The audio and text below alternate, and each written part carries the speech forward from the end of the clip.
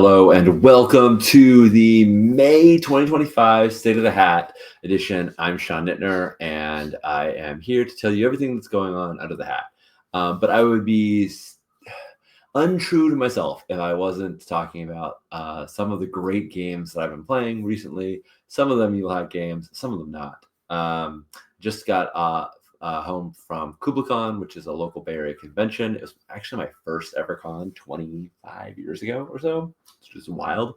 And I had an amazing time. I ran Blades in 68, but I also ran Errant by Kill Jester, and which was a very fun OSR experience. And I played Mothership and Shadow Dark, which are also just phenomenal OSR one-shot experiences. So yeah, 4 great games this con. Really inspired me and inspired a lot of my own design thoughts, and in fact started dabbling with some things myself. But lest I not turn this into Sean's design thoughts hour, let's dive into everything happening under the hat. So let me do the things that pulls up the what's-its and makes everything look right. Yeah, there we go. That's the trick. Let's start with Dice Pool, which is complete, or is it?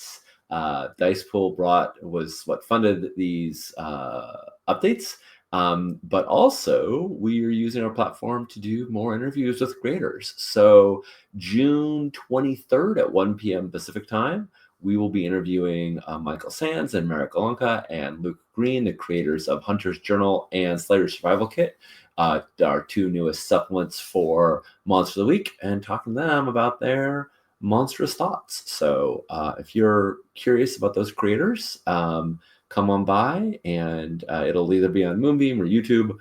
Details forthcoming, but block time out on your calendar. June 23rd at 1 p.m. Pacific time. So thank you, Dice Pool. You are the gift that keeps on giving. Deep cuts, deep cuts, deep cuts, deep cuts. Okay, I'm so excited about this project. I've been looking at these deep cuts that John's been sending for over a year now, and I'm just delighted that we are now bringing them out into the world. There is tons of setting. So backing up a little bit, if you don't already know, Blades in the Dark is an amazing role-playing game published by Eagle Hat Productions, written by John Harper.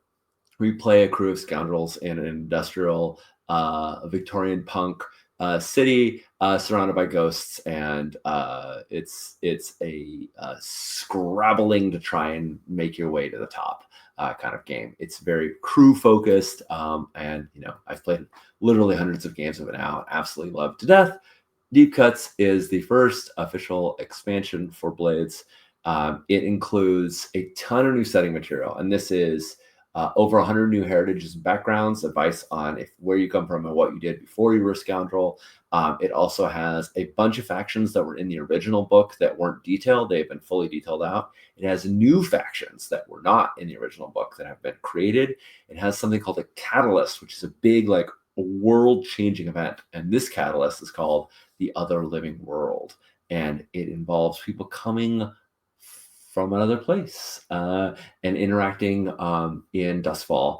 I've even used this catalyst in my Blade 68 playtest. It is chef's kiss. I love it. I love the implications of it. I love the implications about what it means in the ghost field and the rest of the cosmology of John's world. If you looked at John's other works, you may know that these are connected. So Deep Cuts gives you a little more insight into those other worlds. And let's see, there's other setting stuff too. Oh, there's new innovations, there's new technology. Some things are small little items that would be accessible to your scoundrels, and others are massive industrial military equipment that will change the landscape of war, change the landscape of communication. Really, really cool stuff. And there's a few nods to the other for the other Blades products that we have in development. So there's definitely nods into the future to Blade 68, and there's nods over to Dagger Isles, which we have in development as well. So in the setting front, there's tons of great stuff. Then in the system side of things, we have new rules options for harm, load, trauma, action rolls, downtime. I know I'm forgetting one right now, but there's just So much good stuff. Oh, advancement. There's so much good stuff in there. The harm rules really allow you to stop worrying about like, oh, do I have a -1D? But then allow you to inform your play with them and get XP because of it, which is really nice. The downtime, the diceless downtime system allows you to just pick the actions that you're going to do and zip through them, and so your downtime has a lot less uncertainty in it. It also shifts a lot of the crew upgrades from experience based to coin based, so you sort of up the amount of coin you get in general per score, but also a lot of the upgrades that sensibly would require coin to add to your layer are now just driven by just that. So there's a lot of cool upgrades that are triggered that way. The threat roll. Now this is really cool, and you'll see it in you'll see bits of this in John's other work as well. You can see threads of this in Danger Patrol. You can see bits of this in Ghost Echo. You can see it in the upcoming game he's developing right now, the Hazard system. And the essential idea of the threat roll is that one, it's generally speaking reducing the amount of times you're rolling, because there's now lots of opportunities for you to accomplish, for scoundrels to accomplish the tasks without rolling at all. So you can, if you're in a controlled situation, you don't roll at all. You just describe, the GM just tells you how far you can get, how much you can accomplish given your abilities, and your action dots apply, are factor into this, your heritage, your background factor into this. But they just say, what's a reasonable amount that you could get done. In other situations, you might be rolling, but the GM might also just offer you a devil's bargain. It's a new way to play with devil's bargains. So instead of saying, for this cost, you'd get a bonus die. In this case, you could just be like, for this cost, you can accomplish the goal you want. You're trying to capture this blue coat so you can ask him questions. Yeah, but I think you're going to get some heat because of it. So take 2 heat and you have him captured. You did it. Or maybe you took some harm because he fought back. The player says, sure, I'll take that. Or they can say, no, I'm going to push, and I'm going to accept that as a threat, but I'm still going to roll the dice. And when you roll the dice now, you are looking at all the threats. So threats might be he fights back and you take some harm. Other people see and you're going to get some heat. Your rivals notice, whatever they may be. And for each threat, you're going to get 1, a bonus die. Yay. Who doesn't love bonus dice? And 2, you also have to place a die that you roll on that threat rating to see how much that threat manifested. So it's a real inversion of the action roll, but it's easy and fast and fun and very cool. So so Deep Cuts by itself was already awesome. It didn't need anything extra. It didn't. It really didn't. But we did it anyway. So first off, Tian Deng made this amazing detailed map of Dustfall, and right now it's only available as a digital product, and but it's got every single little street, it's so many details, and it's absolutely amazing. And you can get it right now as a PDF from Tim's drive-thru account. Just hop over to Old Dog Games on drive-thru and pick it up, no problem. But if you'd like a physical version of it, we have printed out district by district. We went with individual maps per district because when we tried to make a map that was the whole city and legible, it was massive. Like, it wouldn't fit on a table. It was too big for anyone's. It was just so big because there's so much detail that you have to really, really, really blow it up. So instead, we are printing them out on 12 by 18, which folds in quarters down to 6 by 9, so they fit nice and neatly right alongside your game books.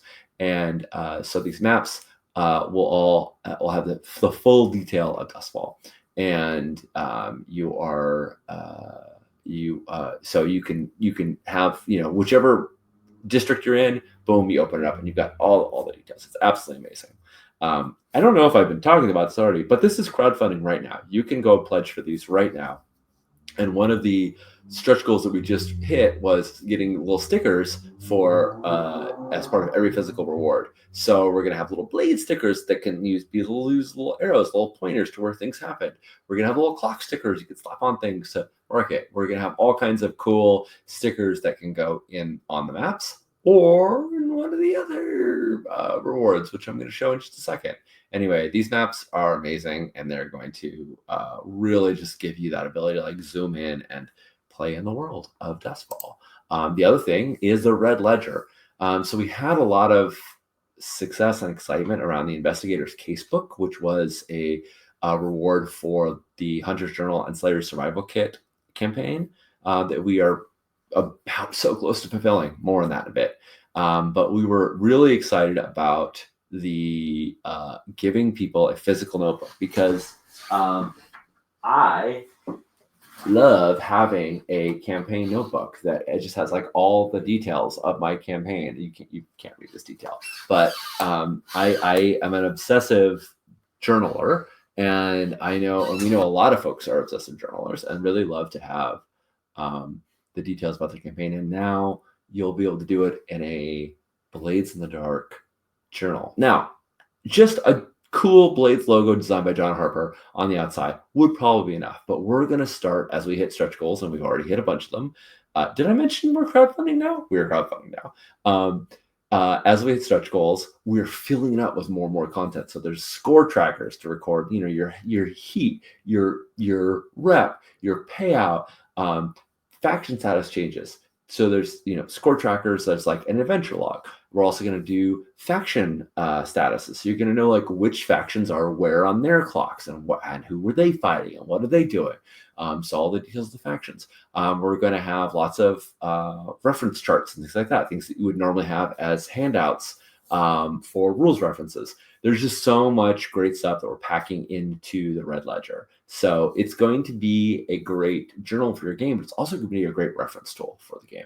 And of course, because this is coming with deep cuts, the very first entry, the very first thing that we're putting in the Red Ledger is which deep cuts options are you using? Because the deep cuts the deep cuts system is all designed to be modular. You pick the pieces you want. You play with them, don't play with them. So we're going to have little toggles for you to mark what you're using. So exciting stuff there. And then finally, we have the Cutters deck. Again, more amazing art by John Harper. The 4 suits that would be played in a deck of cards in Dustfall are, of course, Blades, Flames, Crowns, and Devils. And John is making the art for that now. And we're going to have this lovely casino grade 54 card deck that if you were a backer from Stewpot and you got the Stupot deck, it's going to be a very simple. It's the same manufacturer, and so it's going to come in a pretty nondescript white tuck box with clear cellophane thing, so you can see the cards, and it's going to be a gorgeous deck of cards for use in Blades. We're already pondering like what card games do people play in Dustfall? Something worth looking at. All right. Enough Blades. Let's talk about. Oh, wait, more Blades in 68.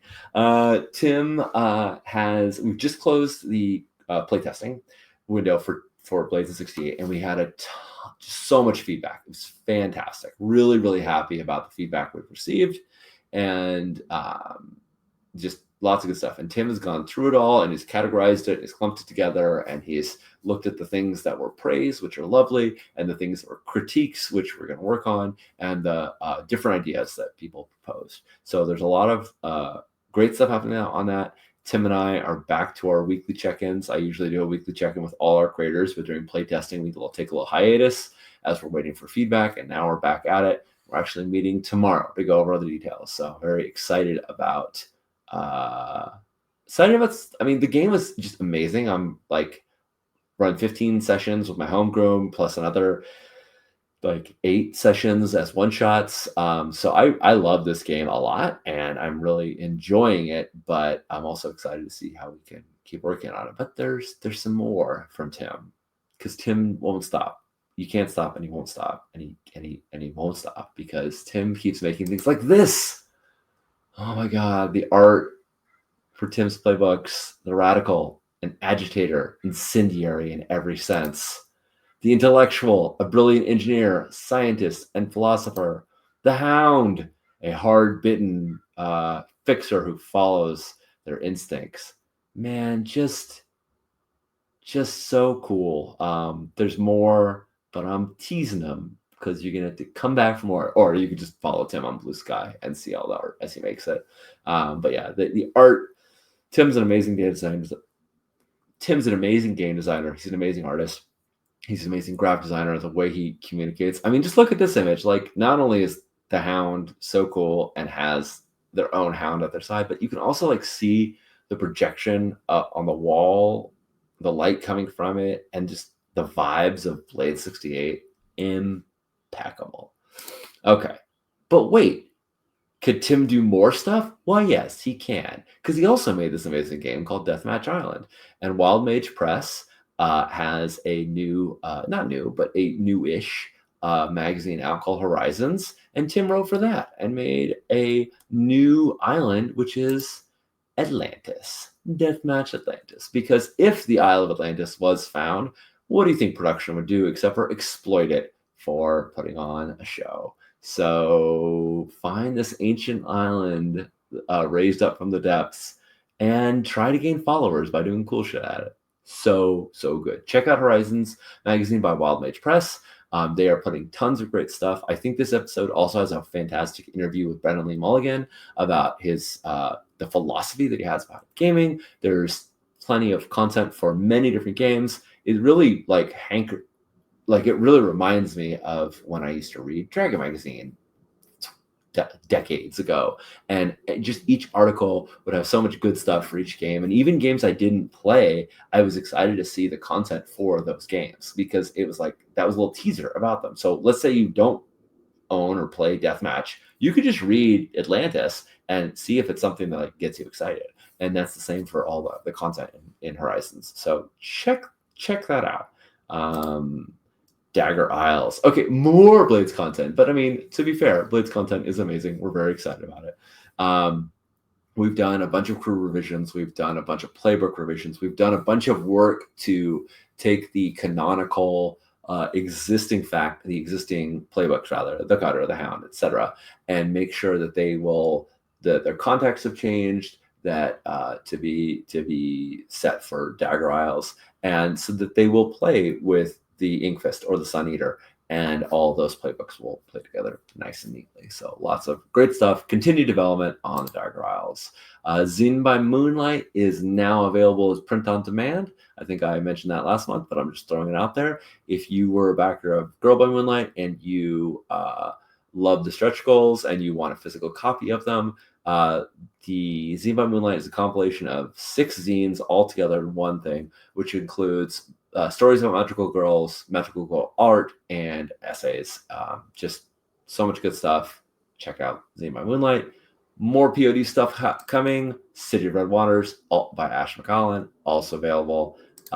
Stewpot by the contributors to Takuma's Stupot project, the Dungeon, Dice, and Delicacies expansion. So this is a 32-page little expansion, but has some new classes and some other journal entries for Stupot. So amazing, some really fun stuff, which previously only existed as digital, and now, thank you, Drive-Thru RPG and Lightning Source, you can put on your shelf as well, because we love having books. I love books. I love holding them. All right, Hunter's Journal and Slayer's Survival Kit. Generally speaking, not a lot of new stuff going on here. We are in this part of funding fulfillment where we're waiting for stuff. We have the digital things, they're almost ready. We just did an accessibility pass on them. So all the PDFs are now accessible. And we're waiting for the physical objects. We have the books in the warehouse. We have with both Hunter Journal and Slayer's Survival Kit. We also have the Investigator Casebook. We just received that in the warehouse. And now we're just waiting for the coins and dice from Campaign Coins. And those are supposed to ship out in 3 days, and then they'll take about a week. So we're getting real close. But while we wait, let me show you a little bit about that Investigator's Casebook. Remember I told you I was excited about this casebook? I mean, first off, look how sexy that looks just to begin with. But then let's look inside. Like this is a bullet journal, but we can print inside. And so we did. And here you go. There's content for the mysteries, and there's rules references, and there's so much good stuff. So it's meant to be a tool where it's pre-set up for a lot of things, and then you fill in all the details from your campaign. So good, so good. So yeah, love this.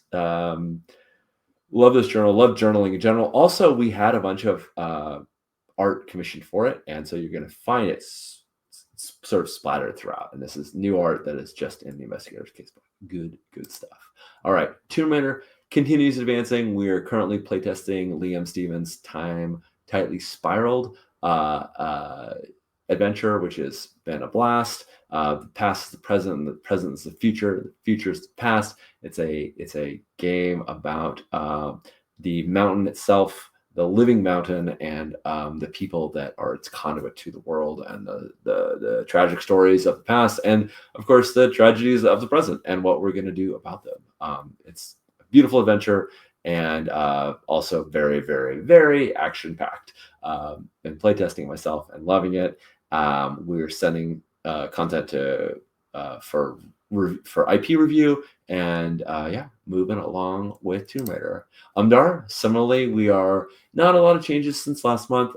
Continue to be doing applying revisions and updating the text. It's a big text, and so part of what we're doing is also finding ways where we can combine things and shorten it down, because we want it to be a digestible text as well.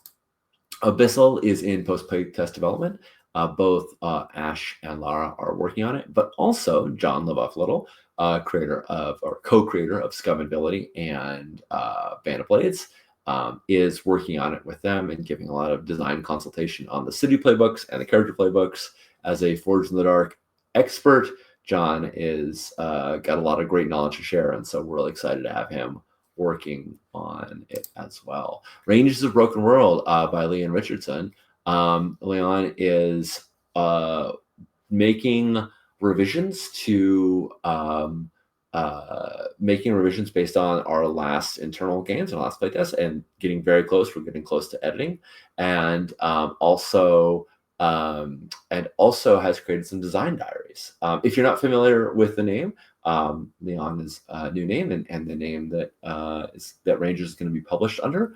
And we're very excited to work with them in making the game, but also in releasing their kind of insights into the game design. So starting this week and for the next several weeks, we're going to be releasing Leon's design diaries. And the first one is called The Melted World, and it's all about the inspiration for Rangers in the first place. And it's pretty cool stuff. These are short little articles, but like, I didn't know that the mines left over from World War II are still to this day plaguing us. Actually, I knew that some mines were. I didn't know exactly which ones, but like, there is anyway, that was a source of inspiration for the game, and I think that that's a very cool way to ground this game and ground the actions of the Rangers in it.